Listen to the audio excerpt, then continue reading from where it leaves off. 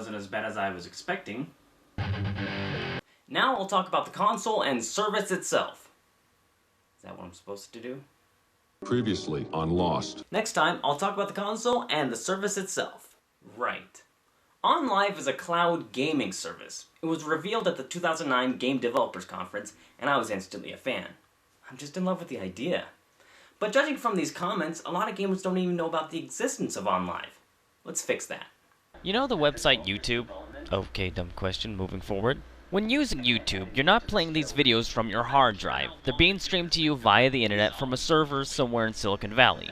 OnLive is the same basic concept. You buy a license to play a game and they have high-end servers to render the in-game graphics for you. This is where I'm going to lose a lot of people. Just try to follow me here. An Xbox 360 is more powerful than a Wii. It's because of these things called processors. An Xbox's GPU, us technical people like to call it the graphics processing unit, can output more polygons, which means better detail in 3D models, and has more advanced shaders, which means better lighting and graphical effects.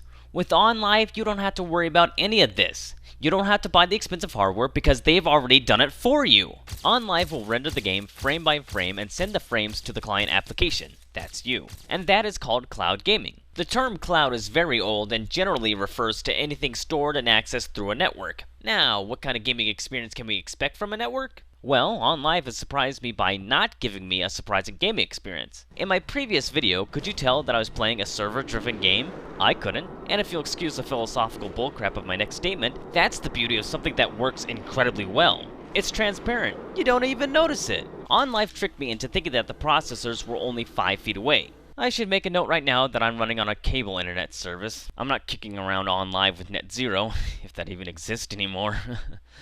Huh. I just looked it up, and it still is around. Dial-up. I shudder when I hear those words. There are many ways to utilize OnLive, and our first stop is the PC. I signed up in June 2010, so I'm considered a founding member. And back then, the desktop app was the only option. Speaking of shuddering at words, app is another one. Don't be so trite, it's a program. App is merely a buzzword, short for application, and just because they were introduced as cute ways to eliminate the need for a web browser, now everything's getting called an app. This app gives me a guided tour of hell. This app makes popcorn. This app helps eliminate annoying facial hair. OnLive is free to join. You just pay for the games that you want to rent or own. See a game you want to try? Click free trial on any game and you can play it for 30 minutes. No demos, an entire half hour with the full-blown game. And if you buy the game at a later date, you'll find that OnLive kept your save file. And that's the big idea behind the cloud. If nothing's local, then everything's portable. I can save it here and start it again on my laptop. This is an occasion where OnLive will allow you to use wireless internet. Performance will suffer. But to counter a negative with a positive, it appears that these games act like Windows ISO image files because you can use a 360 controller to play most of the games. This is getting boring. Time to jump to a platform that is easier to capture from. To the MicroConsole!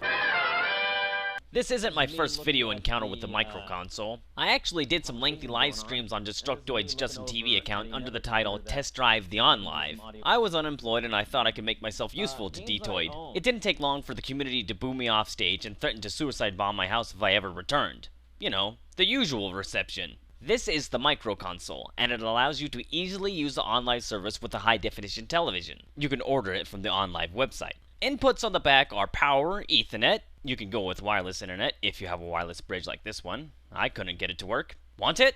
This is ready out of the box for HDMI and pumping it up to 1080p, but I special ordered a component adapter and audio out. Why component? Hot Pockets! Rounding out the contents of the MicroConsole box is the controller. Simple to explain. Button layout of the 360 controller, stick placement of the PlayStation 3 controller, OnLive features in the nether regions. The MicroConsole provides a low-latency cloud gaming experience for your big screen. The problem that cripples OnLive is the game selection. Commence backpedaling!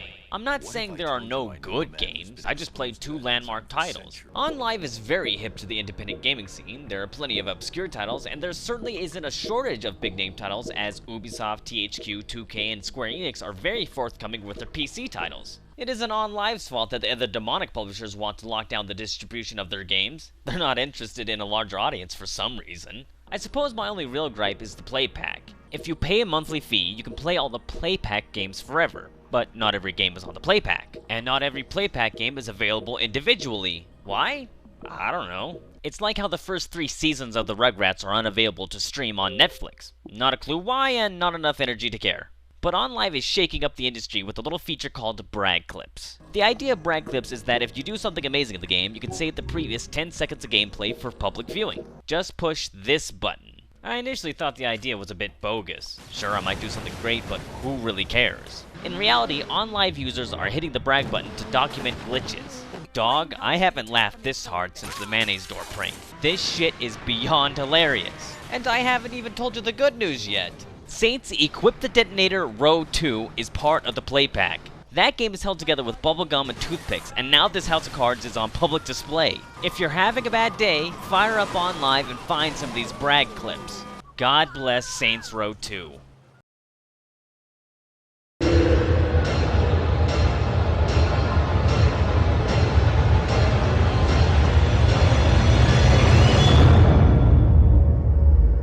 Yeah, the video is pretty much done, but I'm gonna hold off on posting it. That's what we call buffer time.